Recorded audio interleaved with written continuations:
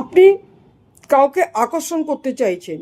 আকর্ষণ আপনার অফিসের বস হতে পারে, আপনার রিলেশনশিপ হতে পারে, আপনার বন্ধু বান্ধব হতে পারে, যে কেউ আপনি আকর্ষণ করতে চাইছেন। আপনার স্বামী স্ত্রীর মধ্যে যদি কোনো দ্বন্দ্ব হয়ে থাকে, আকর্ষণ করতে চাইছেন। আপনার রিলেশনশিপে কিছু হয়ে আছে, সেটাকে আপনি আকর্ষণ করতে চাইছেন ধ্বনির সাহায্যে।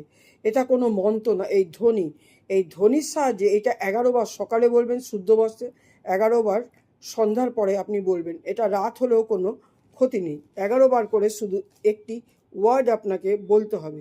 এটা হচ্ছে কি, এটা আমি লিখে দেবো, এটার সাহায্যে আপনি যে কোনো লোককে আকর্ষণ করতে পারবেন। আর যেটা করবেন মনোযোগ সহকারে করবেন, তাহলে অবশ্যই আপনার এই যাকে আকর্ষণ করতে চাইছেন সে আপনার প্রতি অবশ্যই আকর্ষিত হবে।